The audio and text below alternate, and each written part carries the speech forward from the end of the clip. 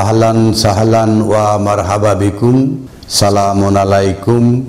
এক নজরে কোরআন, ডক্টর মিজানুর রহমান আজহারি। এক নজরে কোরআন গ্রন্থের পর্যালোচনা। এই গ্রন্থটি সম্প্রতি প্রকাশিত হয়েছে বাংলাদেশের বিখ্যাত বক্তা জনাব মিজানুর রহমান আজহারি কর্তৃক।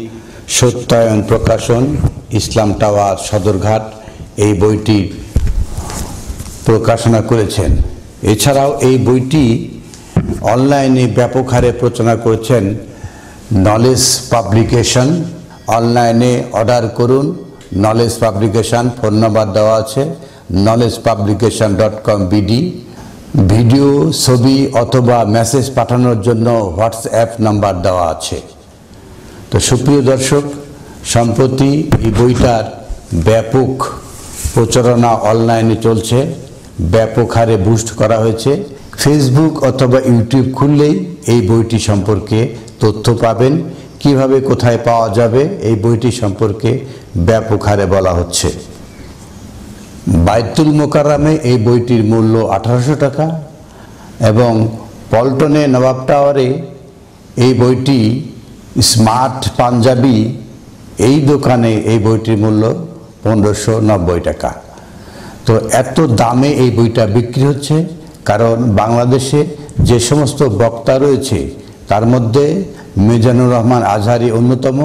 তার বক্তব্য জনগণ পছন্দ করে, তার কণ্ঠস্বর সুন্দর, তার চেহারা সুন্দর এবং তার বাচনভঙ্গিটাও বাংলা ইংরেজি মিলিয়ে বলে, তাই সবাই পছন্দ করে। এ ধরনের বক্তা পছন্দ করা একটা লিখিত বই বাজারে ব্যাপক হারে চলছে।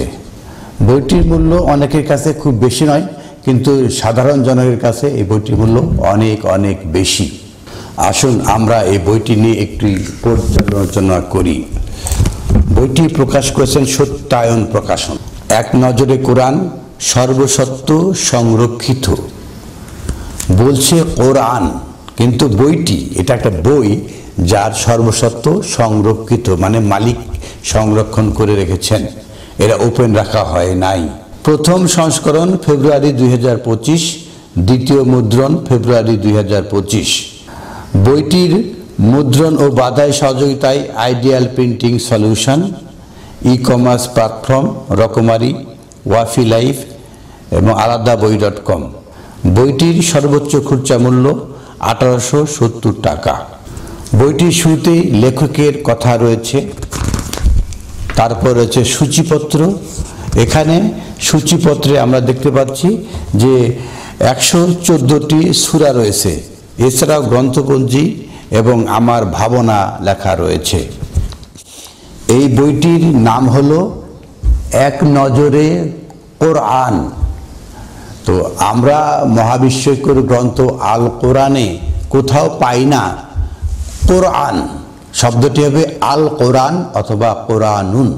অতএব বইটির নামকরণে মহা মারাত্মক ভুল রয়েছে। বইটির সূচিপত্রর পরে রয়েছে কোরআন বোঝার মূলনীতি। সেখানেই 1 নম্বরে রয়েছে নিয়তের বিশুদ্ধতা, ইন্নামা আমালু বিন্নিয়াত। এটি হলো তাদের বুখারী গ্রন্থের প্রথম হাদিস। এগুলো হাদিস নয়, বুখারীর কথা, বুখারীর হাদিস এগুলো। ইন্নামা আমালু বিন্নিয়াত এই কথাটা সম্পূর্ণ অশুদ্ধ, কারণ এই কথা কোরআনে নেই। আল কোরআনে রয়েছে লা তুজ্জা কুল্লু নাফসিন বিমা তাশআ। আমি সাজা দিতে চাই যে যেরূপ চেষ্টা করেছে। নিয়ত করলে কখনোই নিয়তের কোনো বদলা নেই। ইন্নামা আমালু বিন্নিয়াত, নিয়তের উপর তার আমল নো।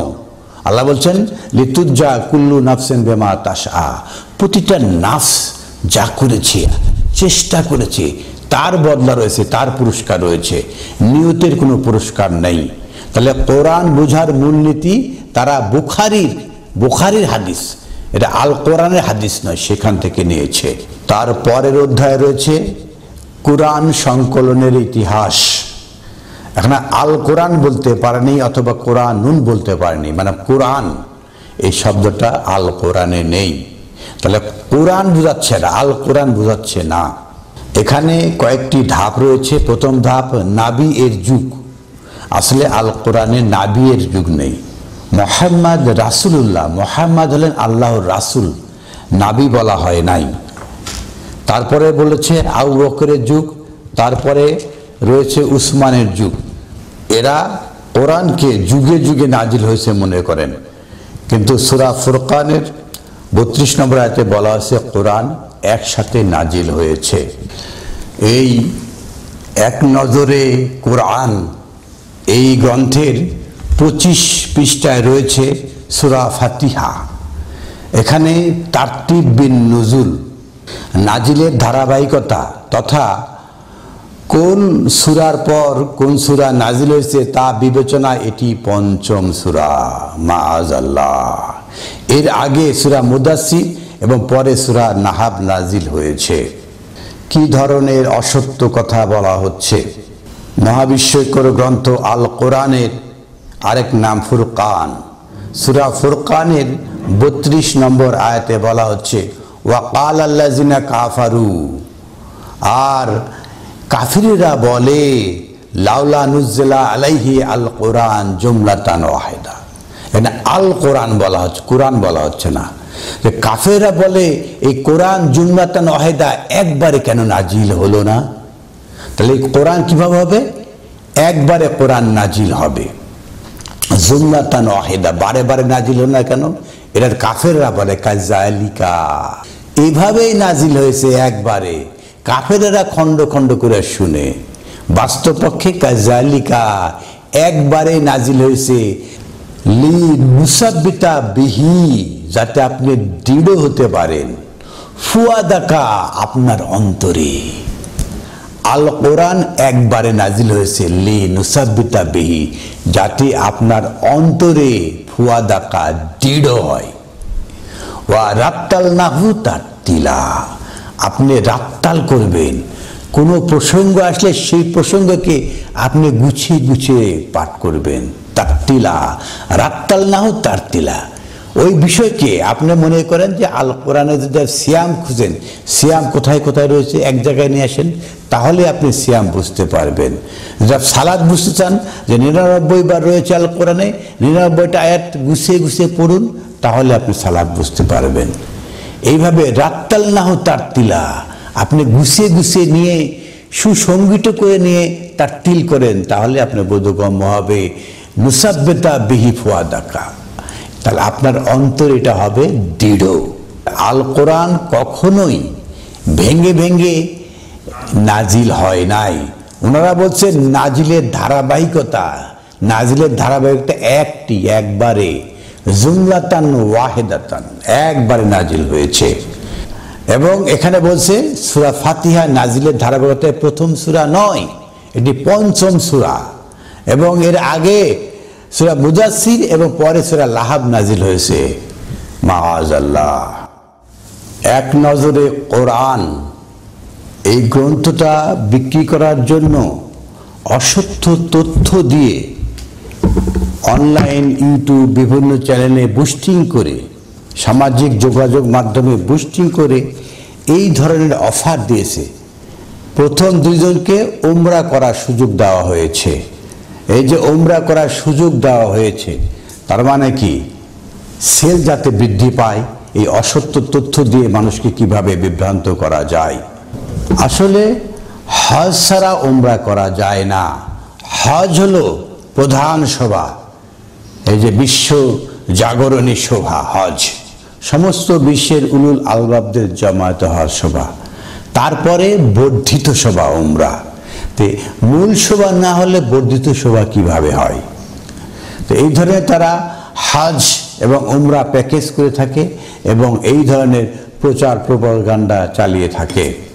এই গ্রন্থে সূরা ফাতিহা, সূরা ফাতিহার একটি আয়াত আলোচনা করা হয় নাই, একটি আয়াত লেখা হয় নাই।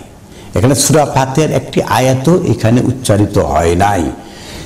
এই লেখক ডক্টর মিজানুর রহমান আজহারি তিনি নিজের কথা লিখিয়েছেন। তিনি লিখছেন সূরা ফাতিহা মানে শুরু, সূচনা, ভূমিকা। সূরা ফাতিহার 3টি নাম রয়েছে, ফাতিহাতুল কিতাব, উম্মুল কোরআন এবং আস-সাবউল মাসানি, বারবার পঠিত 7টি আয়াত, এছাড়া আর কোনো কথা তিনি এখানে সংযুক্ত করে নাই। তাহলে এটা কিভাবে আল কোরআন হলো? এটা এক নজরে কোরআন লিখেছেন, এক নজরে কোরআন। সূরা ফাতিহার কোনো কিছু এখানে নেই, না আরবিতে রয়েছে, না বাংলা উচ্চারণ হয়েছে, না এর অনুবাদ করা হয়েছে। এর নামকরণ লিখেই এই সূরা ফাতিহাকে এড়িয়ে যাওয়া হয়েছে। সূরা ফাতিহাকে তিনি 3টা সেগমেন্ট করেছেন। 1 নম্বর সেগমেন্ট হলো আল্লাহ, 2 নম্বর সেগমেন্ট হলো আল্লাহ বান্দা, 3 নম্বর সেগমেন্ট হলো বান্দা। প্রথম সেগমেন্টে তিনি বলছেন, প্রথম অংশে আল্লাহ নিজে পরিচয় দিয়েছেন। আল্লাহ ও বান্দা সেগমেন্টে মাঝের অংশে আল্লাহ বান্দার মাঝে যে চুক্তি তা মনে করিয়ে দেওয়া হয়েছে। এখানে চুক্তির কথা নাই, আসলে চুক্তি রয়েছে সূরা মাইদা 7 নম্বর আয়াতে আল্লাহর সাথে বান্দার কি চুক্তি রয়েছে সেটা বলা হয়েছে। সূরা ফাতিহায় আল্লাহর সাথে কোনো চুক্তির কথা বলা হয়নি। আর শেষ অংশে তুলে ধরা হয়েছে বান্দার পরিচয়, এগুলো নয়। আসলে শেষ অংশে কি রয়েছে? ইহদিনাস সিরাত আল মুস্তাকিম, যে আমাদেরকে দেখান হেদায়েতের সেই পথ, সিরাত আল মুস্তাকিম, দাঁড়ানোর পথ, সিরাত আল্লাযিনা আনআমতা আলাইহিম, যাদের প্রতি নেয়ামত দেওয়া হয়েছে, গায়রুল মাগদুব, যে পথে আল্লাহ রাগান্বিত হন, গজবের পথ। তো এই গজবের পথ থেকে নয়, ওয়ালা দলিন। বর্তমান সময়ে সমস্ত এই যে তক্তা ওনারা বলে থাকেন ওয়ালা দলিন, এখানে ওয়াও তবে লামের পরে আলিফ আছে, আলিফটা তারা বাদ দিয়ে দেয়, ওয়ালা দলিন, নিশ্চয় মহাবিভ্রান্তিতে, তারা এই মহাবিভ্রান্তিটা যায়। ওয়ালা, লা অর্থটা বাদ দাও, ব্যতীত, ওয়ালা ব্যতীত ওই পথে নয়, দলিন বিভ্রান্তির, তা বিভ্রান্তির পথে নয়। আর ওনারা ওলা দলিন বিভ্রান্তির পথেই বলে থাকেন, এবং সে পথগুলো হচ্ছে কি? আর শেষ অংশে তুলে ধরা হচ্ছে বান্দার পরিচয়। কোথায় বান্দার পরিচয়? আসলে ওনারা বান্দার পরিচয়, ওনারা চান গজবের পথ, ওনারা চান বিভ্রান্তির পথ, এটাই ওনাদের পরিচয়। তারপরে 31 পৃষ্ঠায় রয়েছে সূরা বাকারা, তারতিবিন নুজুল, নাজিলের ধারাবাহিকতা তথা কোন সূরার পর কোন সূরা নাজিল হয়েছে তা বিবেচনায় এটি 87তম সূরা। 87তম সূরা। এর আগে সূরা মুতাফফিফিন, পরে সূরা আনফাল নাজিল হয়েছে। এই সমস্ত কথা বলার কারণ কি? তারা আল কোরআনকে মাক্কি সূরা এবং মাদানী সূরায় ভাগ করতে চায়। আল কোরআন কখনোই মাক্কি সূরা অথবা মাদানী সূরা নয়। এগুলো তারা বিভ্রান্তি সৃষ্টি করার জন্য বলে এই সমস্ত সূরা মক্কায় নাজিল হয়েছে, এই সমস্ত সূরা মদিনায় নাজিল হয়েছে। আল কোরআন নাজিল হয়েছে সারা বিশ্বব্যাপী মানুষের জন্য, কোনো স্থানের জন্য সূরা নাজিল হয়নি, এবং আল কোরআন কোনো স্থানের জিওগ্রাফিক্যাল মধ্যে সীমাবদ্ধ নয়। তারপরে নামের রহস্য বলছেন, বাকারা মানে গাভী। বাকারা মানে গাভী কখনোই নয়, বাকারা মানে ব্যবচ্ছেদ। সূরা বাকারাকে গাভী বানিয়েছে। প্রথমেই সূরা গরুর সূরা রয়েছে, গরুর রচনা, এটাও কি বিশ্বাস করতে হবে? সূরা বাকারা আয়াত 62 থেকে আয়াত 72 পর্যন্ত পাঠ করলেই বোঝা যাবে যে সূরা বাকারা মানে কি গাভী? মুসাল্লামাতুন বলা হয়েছে। মুসাল্লামাতুন, গরু কখনো মুসাল্লামাতুন হয় না। তারপরে 33 পাতায় 3টি সেগমেন্টের কথা বলা হচ্ছে। একটি হলো ঐশী সূচনা, 2 নম্বর হলো দুনিয়াবি ইতিহাস, 3 নম্বর হলো ভবিষ্যৎ কর্মপন্থা। মহাবিশ্বকর গ্রন্থ আল কোরআনে সূরা বাকারা সবচেয়ে দীর্ঘতম সূরা। এখানে 286টি আয়াত রয়েছে। 286 আয়াতের মাত্র 3টা সেগমেন্ট। সূরা বাকারা একটা উম্মুল কোরআন। এখানে এমন কোনো বিষয় নেই যেখানে সংক্ষিপ্ত হারে হলেও বলা হয় নাই। সমস্ত কোরআনের সমস্ত কথা, সংক্ষিপ্ত কথা হলো আল কোরআনে কিছু না কিছু রয়েছে। এখানে মাত্র 3টা সেগমেন্টে ভাগ করেছেন। এই যে আমাদের দেশে বিখ্যাত ডাক্তার জাহাঙ্গীর কবির বলেছেন যে কি করে সম্ভব মাত্র 3টা সেগমেন্ট দিয়ে সূরা বাকারাকে ব্যাখ্যা করা হয়েছে। তিনি অবাক হয়ে গেছেন। তিনি এটাকে এক্সপ্রেস করেছেন যে ডক্টর মিজানুর রহমান আজহারী কিভাবে 3 সেগমেন্টে সূরা বাকারাকে সংজ্ঞায়িত করেছেন, সেগমেন্ট করেছেন। সূরা বাকারা সেগমেন্ট হবে, লক্ষ লক্ষ সেগমেন্ট হবে। কোরআন তো কত বিস্তারিত, কত ডাইমেনশন, এটাকে আপনি 3 সেগমেন্টে কিভাবে করলেন? প্রথম সেগমেন্ট ঐশী সূচনা, সূরার পয়লা অংশেই মানুষ সৃষ্টি ইতিহাস এসেছে। তার মানে আমাদের দৃষ্টিটা আসমানের দিকে নেওয়া হলো, বলা হলো সেখান থেকে যা সূচনা, সেখান থেকেই হিদায়াতের আলো ও বিধান পাঠানো হবে। মহাবিস্ময়কর গ্রন্থ আল কোরআনের প্রথম কথা আলিফ লাম মিম জালিকাল কিতাব লা রাইবা ফিহি হুদাল লিল মুত্তাকিন। এই কিতাব আপনার জন্য যা গাইড, লিল মুত্তাকিন, মুত্তাকিদের জন্য, এতে কোনো সন্দেহ নেই। আর ওনারা এই আল কোরআন যে গাইড, পথ নির্দেশনা, সেটাই বাদ দিয়ে দিলেন। এবং যে মানুষ সৃষ্টির রহস্য, এর মধ্যে 30 আয়াত থেকে যেটা বলা হয়েছে সেটা হলো ক্বালা রাব্বুকা লিল মালাইকাতি ইন্নী জাইলুন ফিল আরদি খলিফা ক্বালু আতাজালু ফিহা মাই ইয়াসদু ফিহা ওয়া ইয়াসফিকুদ দিমা নাহনু নুসাব্বিহু বিহামদিকা ওয়া নুকদ্দিসু লাকা ক্বালা ইন্নী আ'লামু মা লা তা'লামুন। এই যে সৃষ্টির রহস্য বলা হচ্ছে, প্রথমে আদমকে পরিচয় করা হচ্ছে এবং তারপরে শয়তানকে কিভাবে পরিচয় করা হচ্ছে। আদম এবং শয়তান, এই যে ক্ল্যাশ কিভাবে শুরু হয়েছে, আদমকে চিনতে হবে, আমি মানুষ, আদম কিভাবে চিনতে হবে, এবং শয়তান কিভাবে আমার প্রতি প্রভাব সৃষ্টি করে সেটা জানতে হবে, এটা বলা হয়েছে। এখানে ওই একদম কোরআনের আলো টালো এসব বলার কথা, এসব কথা বলা হয় নাই। তারপরে দুনিয়াবি ইতিহাস, এবারে দৃষ্টি নামিয়ে আনা হলো দুনিয়ার দিকে, অতীত মানুষের দিকে। সূরা বাকারা আয়াত 48 থেকে 123 পর্যন্ত বানী ইসরায়েলের কথা বলা হচ্ছে, যে বানী ইসরায়েল কিভাবে কিভাবে তারা নিজেদেরকে বিভ্রান্ত করেছিল। ওয়াত্তাকুল্লাহ ইয়াওমা তাজজি নাফসুন আন নাফসিন শাইয়া, সেই দিনকে ভয় করো যেদিন কেউ কাজে আসবে না। বানী ইসরায়েল কিভাবে একে অপরের কাজে আসার চেষ্টা করেছিল, এই কথার কনক্লুশন দেওয়া হচ্ছে 123। আবারও বলা হচ্ছে 123 আয়াতে এসে আবারও বলা হচ্ছে ওয়াত্তাকুল্লাহ লা তাজজি নাফসুন আন নাফসিন শাইয়া। তো একই কথার কনক্লুশন এই যে 48 থেকে 123 পর্যন্ত বলা হয়েছে।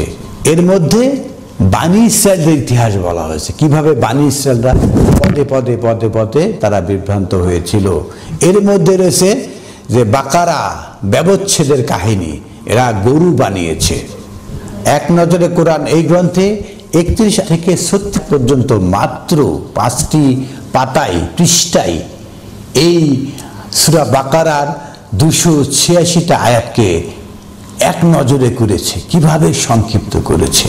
মাআযাল্লাহ, এই ধরনের অসত্য তথ্য দিয়ে মানুষকে বিভ্রান্ত করা ছাড়া আর কিছুই হবে না।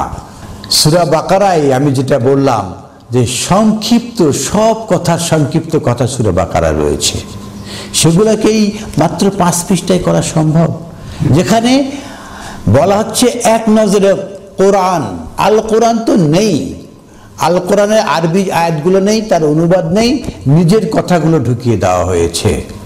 তারপর রয়েছে 37 পৃষ্ঠায় সূরা আলে ইমরান, তারতিব বিন নুজুল, নাজিলের ধারাবাহিকতা, তথা কোন সূরার পর কোন সূরা নাজিল হয়েছে তা বিবেচনায় এটি 89 অর্থাৎ 89 নম্বর সূরা।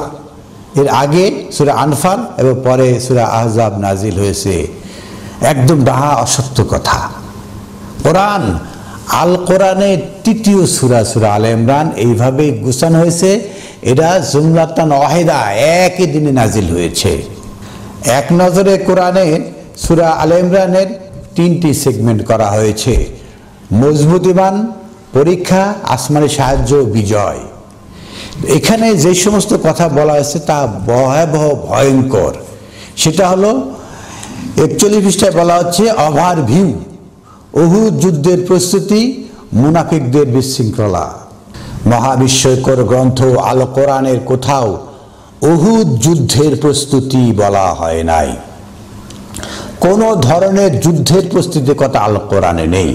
লা ইকরাহা ফিদ্দিন, দ্বীনের বিষয়ে বাড়াবাড়ি তো চলে না। আর জিহাদ যুদ্ধ তো দূরের কথা, জিহাদকে যুদ্ধ বানিয়ে, কেতালকে যুদ্ধ বানিয়ে এরা মানুষের সংঘাত যুদ্ধ লাগিয়ে দেওয়ার চেষ্টা করে। ওভারভিউ এর দ্বিতীয়তে বলা হচ্ছে যুদ্ধে পরাজয় এলে হতাশা নয়, বরং শিক্ষা গ্রহণ করা প্রয়োজন। এছাড়াও কাফিরদের কথায় পাত্তা না দেওয়া। মহান আল্লাহ আহকামুল হাকিমিন বলেছেন, লা আগলিবান্না আনা ওয়া রাসূলিহি, আমার রাসূল এবং আমি সর্বদাই বিজয়ী। রাসূল এবং নাবিগণ কখনো পরাজয় বরণ করেন না। আর ওনারা দেখাচ্ছেন যে রাসূল পরাজয় বরণ করেছে যুদ্ধে। মাআজাল্লাহ। উহুদের মাধ্যমে আল্লাহ মুনাফিকদের মুখোশ খুলে দিয়েছেন। নয় না, এটা অসত্য কথা। সূরা বাইয়িনার মাধ্যমে, বাইয়িনাতে বলা হয়েছে বাইয়িনার মাধ্যমে কিভাবে মুনাফিকদের মুখোশ খোলা হয়েছে। তারপরে 43 পৃষ্ঠায় বলা হচ্ছে সূরা নিসা। সূরা নিসা নাজিলের ধারাবাহিকতা তথা কোন সূরার পর কোন সূরা নাজিল হয়েছে তা বিবেচনা এটি 92তম সূরা। এর আগের সূরা মুমতাহিনা, পরে সূরা জিলজাল নাজিল হয়েছে।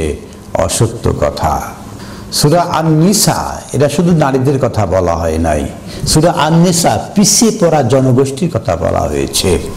সূরা আন-নিসায় এক নজরে নিসা চতুর্থ হিজরিতে নাজিল হয়েছে, আয়াত 176টি, সূরা নম্বর 4 এবং মাদানী। এই যে মাদানী বলে এই কথাগুলোকে বিভক্ত করা হয়েছে। এই সেগমেন্ট মাত্র 3টি দিয়েছে। মাআজাল্লাহ। অধিকারের নতুন সংজ্ঞা।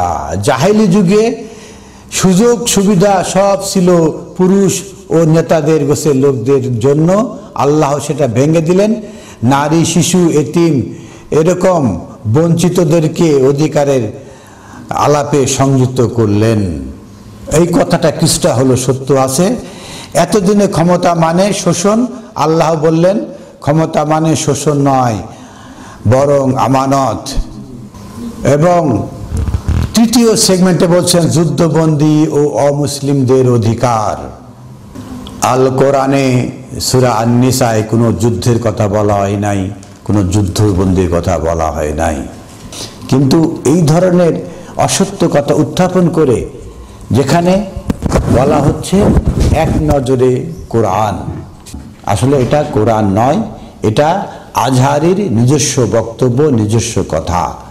এখানে আল কোরআনের কথা বলা হয় নাই। আল কোরআন কোনো আয়াত উচ্চারণ করা হয় নাই, অথবা এর অনুবাদও লেখা হয় নাই। উনি কোরআনের নামে নিজস্ব কথা চালিয়ে দিয়েছেন। উনি এক নজরে কোরআন বলে কি কি বিভ্রান্ত করেছেন আমার মহাবিস্ময়কর গ্রন্থ আল কোরআন থেকে দেখি। সূরা কাফ প্রথম থেকে, কাফ ওয়াল কোরআনিল মাজিদ। কাফ একটি নুরানি অক্ষর, ওয়া আল কোরআনিল মাজিদ, কোরআনের নাম হবে আল কোরআন। কখনো কোরআন বলা হয় নাই। আল কোরআন অথবা কোরআনিন, কোরআনান, কোরআনুন এইভাবে হবে। কখনোই শুধু কোরআন শব্দটা ব্যবহার করা হয় নাই। আল কোরআন যখন এসএম হবে তার সামনে আলিফ লাম যুক্ত হবে। আল কোরআন, উনি আল কোরআন বাদ দিয়ে কোরআন লিখেছেন। তাহলে কাফ ওয়াল কোরআনিল মাজিদ। কাফ একটি নুরানি অক্ষর এবং কোরআন হলো সম্মানিত গ্রন্থ। বাল আজিবু আন জাআহুম মুনজিরুন মিনহুম, যখন তাদের থেকে আসে সে কোনো মুনজির, সতর্ককারী, তখন তারা অবাক হয়ে যায়। ফাকালাল কাফিরুনা হাযা শাইউন আযীব, তখন কাফিররা বলে এটা আজীব, মহাবিস্ময়কর গ্রন্থ, এটা আজীব, আজীব জিনিস। হাযা শাইউন আযীব, এটা আজীব, এটি একটি আজীব গ্রন্থ, আজীব বস্তু। আইজা মিত্তা ওয়া কুন্না তুরাবা, আমরা কি মরে যাব, আমরা কি মাটি হব। জালিকা জাজউন বাঈদ, এটা তো সুদূর পরাহত কথা যে আমরা মরে যাব, মাটি হয়ে যাব। এটা কেমন কথা, মরতে চায় না। কাদ আলেমনা বা তানকুসুল আরদা মিনহুম, কাদ আলেমনা, আমরা জানি, মা তানকুসু আল আরদা, তারা পৃথিবীকে সংকুচিত করে না। তাহলে মা তানকুসু কি সংক্ষিপ্ত করে, আল আরদা মিনহুম, তাদের থেকে যে জ্ঞান আসছে। এই যে আল আরদা মিনহুম, তাদের যে পটভূমি, এটি আল কোরআন নয়, এটি এক নজরে কোরআন, আল কোরআন নয়। এটা হলো মা তানকুসু, এরা সংক্ষিপ্ত করে, মা তানকুসু, এরা যা সংক্ষিপ্ত করে, আল আরদা, তাদের যে জ্ঞান, তাদের যে মিনহুম, তাদের থেকে।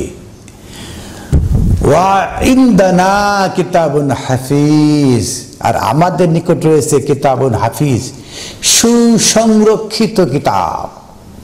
ওরা বানিয়েছে এই কিতাব, এক নজরে কোরআন, আল কোরআন নয়, কোরআন বানিয়েছে।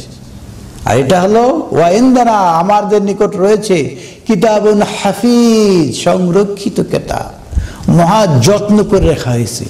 এটাকে কেউ পরিবর্তন সংযোজন বিয়োজন করতে পারবে না। সূরা হিজরের 91 নম্বর আয়াতে বলা হয়েছে আল্লাযীনা জাআলুল কুরআনা ঈদিন, যারা বানিয়েছে কোরআনা ঈদিন, কোরআনকে খণ্ড খণ্ড পাঠ করেছে। এখানে দু একটা ছিটাফোটা আয়াত সংযোজন করেছে। এরাই আল কোরআনকে ঈদিন বানিয়েছে, পাঠ করেছে, খণ্ড খণ্ডে বিভক্ত করেছে। এখানে দু একটা আয়াতের কথা বলা হয়েছে, খণ্ড খণ্ড করেছে। এরা ধারাবাহিকতা, আল কোরআনে 114টি সূরা এবং 6236টা আয়াত রয়েছে, সেগুলোকে গুছিয়ে রাখেনি, পাঠ খণ্ড খণ্ড করেছে। ফাওয়া রাব্বিকা লা নাসআলুন্নাহুম আজমাইন, তাদেরকে জমায়েত করে আপনার রব জিজ্ঞাসা করবে। ফাওয়া রাব্বিকা লা নাসআলুন্না আজমাইন, প্রত্যেককে জমায়েত করে জিজ্ঞাসা করবে, আপনার রব তাকে জিজ্ঞাসা করবে কেন তারা এই কাজ করেছে। আম্মা কানু ইয়ামালুন, তারা যে সমস্ত আমল করেছে। এই যে আমল করে, তাদের আমল দিয়ে তারা এই বই তৈরি করেছে। শুরুতেই তাদের যে বিশ্বাসের গ্রন্থ বুখারী, সেখান থেকে ইন্নামা আমালু বিন্নিয়াত লাগিয়েছে। এটাই নাকি তাদের কোরআন বুঝার মূল সূত্র। সূরা বাকারা আয়াত 79 আয়াতে এসে বলা হচ্ছে ফাওয়াইলুন লিল্লাযিনা ইয়াকতুবুনা আল কিতাব বিআইদিহিম, এই যে তারা কিতাব লিখেছে, ফাওয়াইলুন, অতএব তাদের ধ্বংস, লিল্লাযিনা ইয়াকতুবুনা, যারা লিখে কিতাব বিআইদিহিম, নিজের হাতে কিতাব লিখেছে। সুম্মা ইয়াকুলুনা হাযা মিন ইনদিল্লাহ, তারপরে বলছে এটা আল্লাহর পক্ষ থেকে। নাম দিয়েছে এক নজরে কোরআন, মানে কোরআন তো কোরআন তো আল্লাহর পক্ষ থেকে, ওটাকে একটু বিকৃতি করে নাম দিয়েছে এক নজরে কোরআন। মাআযাল্লাহ। সুম্মা ইয়াকুলুনা হাযা মিন ইনদিল্লাহ লিয়াশতারু বিহি সামানান কালিলা, এখান থেকে 2 পয়সা কামাই করতে পারে। মূল্য রয়েছে 1870 টাকা, বাজারে বিক্রি হয় 1800 টাকা। এই গ্রন্থ কেন 1800 টাকায় বিক্রি হবে? বাংলাদেশে বাইতুল মুকাররমে এমন কোনো আল কোরআন গ্রন্থ বিক্রি হয় না যার মূল্য রয়েছে 1800 টাকা। ফাওয়াইলুন লাহুম, আর তাদের জন্যই ধ্বংস, মিম্মা কাতাবা আইদাহিম, তারা নিজের হাতে যা লিখেছে সেটা ধ্বংস। ওয়া ওয়াইলুন লাহুম মিম্মা ইয়াকসিবুন, আর ধ্বংস তারা যে কামাই করেছে। এই ওয়াইলুন শব্দটা এই এক আয়াতে 3 বার আসছে। কিভাবে ধ্বংস? যা লিখে এবং যা কামাই করে তাদের জন্য ধ্বংস। সূরা বাকারা আয়াত 85 মাঝামাঝি রয়েছে আফাতু মিনুনা বাদুল কিতাব, আপনারা কি কিতাবের কিছু অংশ মানবেন? এখানে তো পুরা কোরআন নেই, এখানে 214টা সূরার যে 6236টা আয়াত নেই, কিছু যে একটা আয়াত, সেটা একটা আয়াত নিয়েছে। আফাতু মিনুনা বাদুল কিতাব, আপনারা কি কিছু অংশ ঈমান আনবেন? ওয়া তাকফুরুনা বিবাদ, আর কিছু অংশ মানবেন না, অস্বীকার করবেন। ফামা জাযাউন মান ইয়াফআলু যালিকা মিনকুম, আপনাদের মধ্যে থেকে যারা এই কাজ করবে তাদের জন্য পুরস্কার রয়েছে ইল্লা খিজিউন ফিল হায়াত দুনিয়া, দুনিয়ার জীবনে খিজিউন লাঞ্ছনা বঞ্চনা, ওয়া ইয়াউমাল কিয়ামাতি ইউরাদ্দুনা ইলা আশাদ্দিল আযাব, আর কিয়ামতের দিনে কঠিন শাস্তির মুখোমুখি করা হবে। ইয়ারাদ্দুনা নিক্ষিপ্ত করা হবে কঠিন শাস্তির। এই শাস্তি রয়েছে দুনিয়াতেও এবং আখিরাতে, পুরস্কার রয়েছে দুনিয়াতে এবং আখিরাতে, দুই জায়গাতেই। যারা কোরআনকে কিছু মানবে কিছু মানবে না, এদের দুনিয়াতেও শাস্তি, পরকালেও শাস্তি। ওমা আল্লাহু বিগাফলিন আম্মা তা'মালুন, আপনারা যে সমস্ত আমল করছেন, আমরা যে সমস্ত আমল করছি, এ বিষয়ে মহান আল্লাহ আহকামুল হাকিমিন গাফিল নন। আমরা এক নজরে কোরআন ডক্টর মিজানুর রহমান আজহারি এই গ্রন্থের একটা পর্যালোচনা করলাম। আপনার যদি এই ভিডিও ভালো লাগে তবে অবশ্যই লাইক দিবেন। এই ভিডিওটা বাংলা ভাষাভাষী মানুষের কাছে পৌঁছে দেওয়া আপনারও দায়িত্ব, তাই এই ভিডিওটা শেয়ার করবেন। আপনি যদি আমাদের চ্যানেলে সাবস্ক্রাইবার না হয়ে থাকেন তাহলে আমাদের চ্যানেলটাকে সাবস্ক্রাইব করুন। আলহামদুলিল্লাহি রাব্বিল আলামিন।